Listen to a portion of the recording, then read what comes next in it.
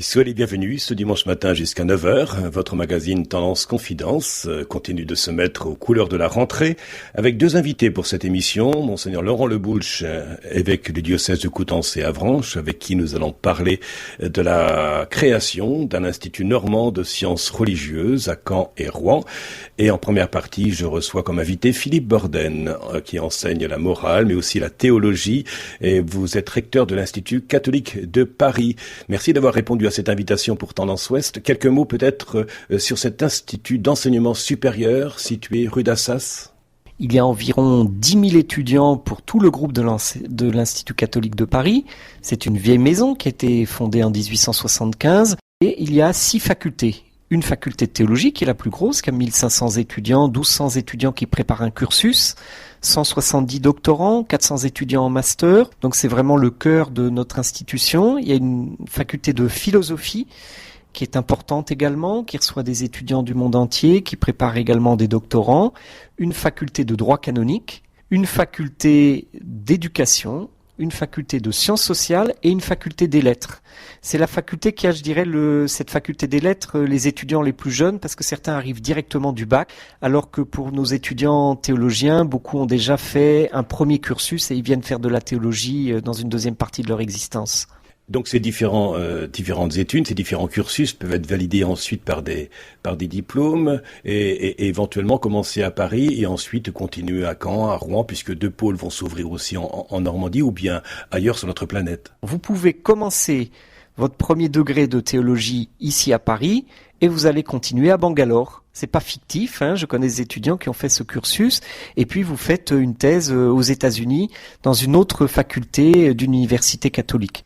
Qu'est-ce que cela peut permettre comme débouché lorsqu'on se présente chez un chef d'entreprise, un PDG ou autre, et que l'on se dit voilà, j'ai tel cursus de formation en théologie, est-ce que ça peut ouvrir des portes?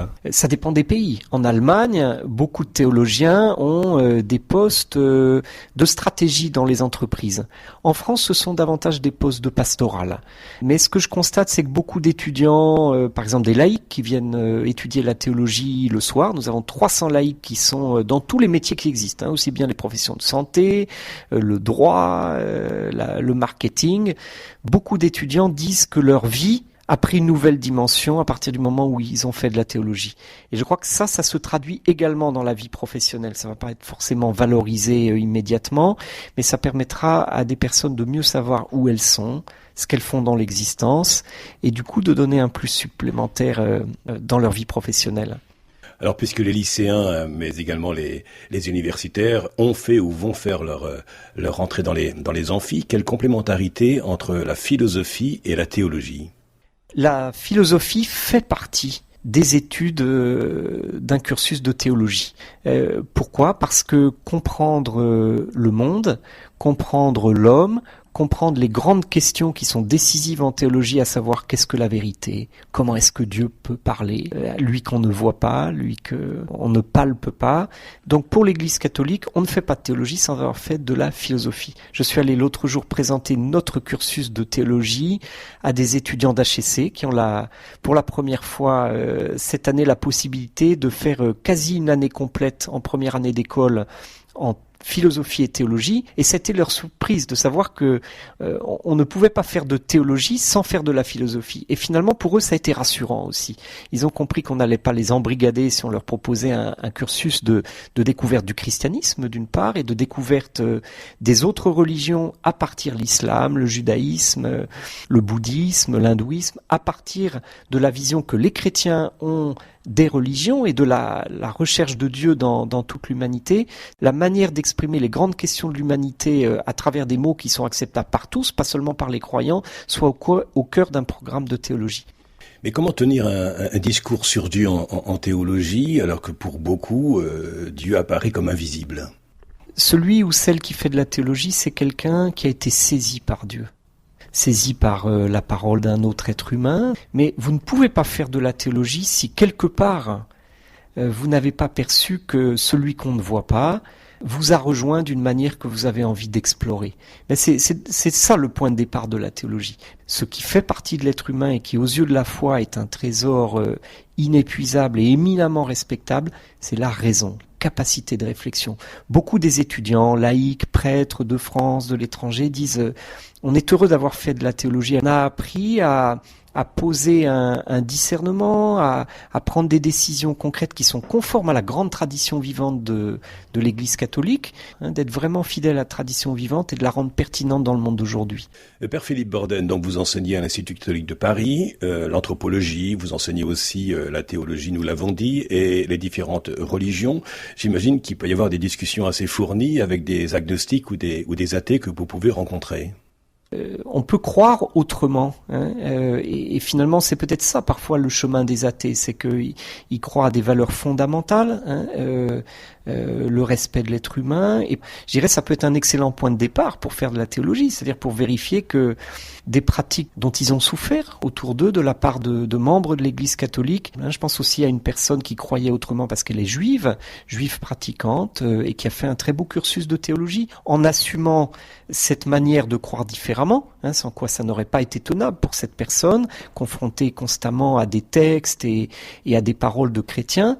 Mais une fois que la différence était posée dans un esprit de dialogue, oui, c'est possible. Xavier Thévenot écrivait « Il n'est de vie morale que bâtie sur un acte de foi. Mais existe-t-il une morale laïque ?» Oui. Et précisément, la théologie morale catholique respecte éminemment la morale laïque. Je crois que Xavier Thévenot voulait dire qu'il n'existe pas de possibilité pour l'éthique si on n'a pas une confiance que la vie est possible, que je peux cultiver la vie, que je peux la protéger. D'abord la recevoir, bien sûr, mais la faire grandir. En ce sens, il a été l'un des pionniers de ces hommes qui avaient compris que cet acte de foi fondamental dans l'existence, dans la vie, dans le respect d'autrui, qui peuvent animer et qui animent profondément tout être humain, ces lieux sont pour l'Église des lieux de dialogue fondamentaux. J'ai parlé tout à l'heure des autres religions, de l'art, mais je dirais l'art de vivre, où la foi peut surgir, et c'est un lieu que la foi a à prendre en considération si elle veut développer un discours cohérent sur ce qui nous vient de Dieu, qui respecte profondément l'être humain. Merci beaucoup Philippe Borden pour ce temps accordé à Tendance Ouest. En seconde partie d'émission, nous parlerons avec Monseigneur Laurent Le Boulch d'un institut créé par les 6 évêques de Normandie qui est rattaché à l'Institut supérieur de sciences religieuses de l'Institut catholique de Paris qui ouvre ses portes en septembre 2020. Ces 2 antennes seront situées à Caen et à Rouen. Mais avant d'en savoir un peu plus sur Tendance Ouest et son magazine Tendance Confidence, une respiration musicale avant de retrouver notre second invité. Tendance Ouest. Tendance Ouest. Suite de votre magazine Tendance Confidence, après avoir écouté en première partie d'émission le recteur de l'Institut catholique de Paris, Monseigneur Philippe Borden, qui nous a parlé de ces différentes matières qui sont enseignées rue d'Assas à Paris. Nous allons parler en seconde partie d'émission de 2 antennes, de 2 pôles qui vont être en lien justement avec l'Institut supérieur des sciences religieuses de l'Institut catholique de Paris. 2 antennes qui seront situées à Caen et à Rouen, où différentes personnes pourront s'y rendre, puisque les portes sont ouvertes depuis septembre 2020 dans ces lieux de Normandie que sont les villes de Caen et de Rouen. Et pour nous parler de ce projet, j'accueille Monseigneur Laurent Le Boulch, évêque du diocèse de Coutances et Avranches. Bonjour. Bonjour à tous. Alors dans votre cartable ou sur votre tablette, il y a de nouveaux dossiers et celui-ci en particulier, l'Institut normand de sciences religieuses souhaité par les 6 évêques de Normandie. Quelques mots sur les fondations de cet institut. Et je remercie notamment Pascaline Nano, qui est la cheville ouvrière de tout ça, qui a fait un travail considérable. En collaboration avec son partenaire de Rouen, mais c'est Caen qui a beaucoup porté les choses. L'idée, c'est donc de permettre à des laïcs d'avoir des cours qui soient validés par l'université et donc validés par la catho de l'Institut catholique de Paris. Alors je me suis rendu compte que tout cela est très contrôlé, qu'on a un programme tout à fait à la hauteur, il y a des exigences de formation très très très grandes, et même ce projet a été validé par Rome. Donc j'ai trouvé un suivi extrêmement rigoureux, parce que en matière théologique et d'enseignement théologique, après il faut pas s'en faire une montagne, ça reste ouvert à beaucoup de gens. Je pense qu'il faut quand même avoir fait un petit peu d'initiation quand même à la base, mais des choses qu'on peut faire à l'échelle des paroisses ou des diocèses. Souvent, moi je vois des gens qui ne connaissaient pas vraiment et qui ont une joie et qui se passionnent pour les études de théologie. Et des études pour approfondir l'étude de la Bible ou de la théologie qui ouvrent sur un grand mystère, qui est quand même le mystère de la foi. C'est vrai que ça ouvre comme si on ouvrait le rideau sur un grand mystère qui nous emporte, et avec une richesse d'intelligence, de contenu, de réflexion au fil du temps qui est magnifique. Ça peut être validé par un examen. Mais tout à fait, c'est bien la chance un peu d'être lié à la Cato de Paris, c'est que du coup, tout est validé par des diplômes, et donc ça peut, je pense par exemple à un jeune qui souhaiterait être enseignant dans l'école catholique, par exemple, il peut très bien valider un diplôme qui lui permettrait de faire le concours d'entrée après. Et donc d'avoir une base théologique, ça, c'est quelque chose d'intéressant. En tous les cas, pour sa propre réflexion personnelle, l'enrichissement de sa foi, c'est considérable. Mais aussi peut-être, si on le souhaite, pour aider d'autres aussi autour de soi, ensuite à cheminer et à réfléchir dans la foi. Donc c'est une création de l'Institut normand de sciences religieuses. Voilà, c'est une création, c'est tout nouveau. Alors il y avait déjà le CET, mais là on franchit un stade avec la collaboration très, très étroite de l'Institut catholique de Paris. Alors tout à l'heure, vous avez parlé éventuellement de futurs professeurs ou de professeurs qui souhaiteraient peut-être avoir une formation continue sur ces thématiques dont nous avons parlé avec vous au niveau de la Bible et de la théologie. Est-ce qu'il y a d'autres personnes qui pourraient être intéressées par la formation au cet institut de sciences religieuses? Pour des animateurs en pastoral scolaire, par exemple, des étudiants qui veulent faire un cursus universitaire. Ça peut être des personnes que le diocèse lui-même envoie, parce qu'on pense qu'il y a matière à se former et à servir le diocèse. Ça peut être des religieux, des laïcs actifs. Enfin bon, ça.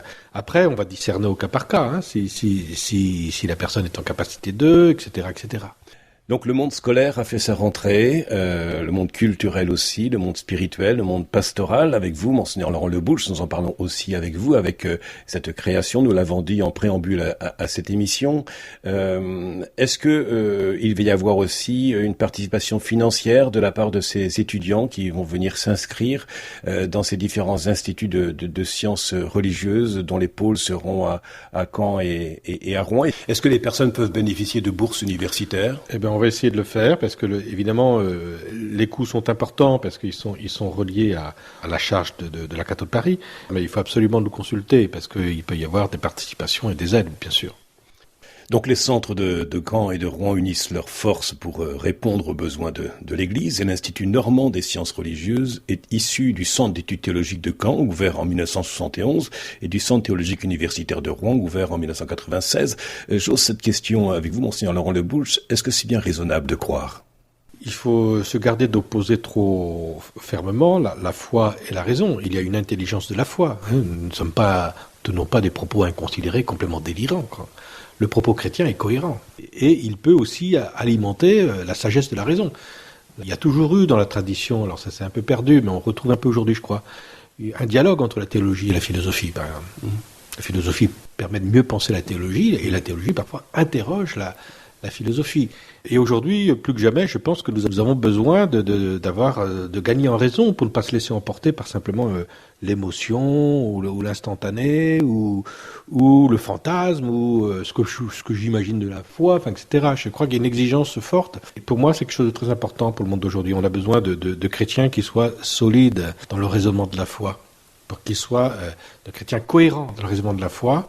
L'annonce de la foi, elle peut passer par certaines personnes. Il y a toutes sortes de sensibilités évidemment, mais des gens un peu exigeants dans l'intelligence sont désireux de rencontrer des personnes qui sauront répondre à leurs questions et leur apporter un propos cohérent dans la foi. La matière religieuse continue d'interroger notre société dans un monde où nous parlons aussi beaucoup de laïcité, y compris en France.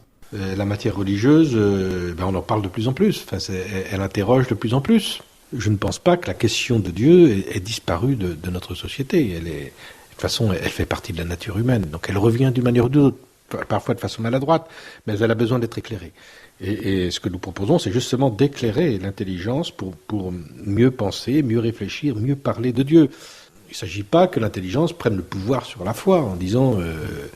tout ce qui paraissait un peu choquant pour la raison, on enlevait, finalement, que restait-il, quoi. Donc c'est plus la foi qui doit interroger la raison, c'est-à-dire que nous n'avons pas encore tout compris de ce que nous propose la foi, et il s'agit de réfléchir encore, et non pas se dire, parce que je n'ai pas tout compris, c'est nul, ça n'a aucune validité, quoi. Quelques mots pour ces personnes qui font leur rentrée en ce mois de septembre, Monseigneur Laurent Le Boulch. Une belle rentrée à tous les étudiants, à tous les les enseignants en espérant qu'elles soient pas trop chahutées, parce que la Covid circule encore, donc on espère vraiment que ça va pas nous empêcher de vivre au mieux. Ça va être une année chargée quand même pour tous, puisqu'il y a eu des reports de l'année pastorale passée, plus tout ce que nous avions à mettre en place, le projet d'itinéraire qui continue. Donc j'ai bien conscience qu'on sollicite beaucoup, mais j'ai aussi beaucoup d'espérance pour que, à l'aboutissement de cette année, eh bien, nous puissions entrer dans une période un peu nouvelle encore, et plus féconde un peu de l'Église pour l'annonce de Jésus dans notre monde. Et bonne rentrée aussi à cet Institut normand de sciences religieuses, présent maintenant en Normandie, avec ses 2 pôles, Caen et Rouen. Et pour en savoir plus, et pour vous inscrire, si vous êtes intéressé, sur le site internet insr-normandie.fr. Merci en tout cas, Monseigneur Laurent Le Boulch, et je vous souhaite une belle rentrée pastorale. Merci, bonne rentrée à tous. Dans quelques instants, votre journal de 9h proposé par la rédaction. Auparavant, c'est votre billet spirituel. Et ce dimanche, il vous est donné par le recteur de la cathédrale de Coutances, Daniel Jamelot. Quant à moi, je vous dis à la semaine prochaine avec d'autres invités. Podcast by Tendance Ouest.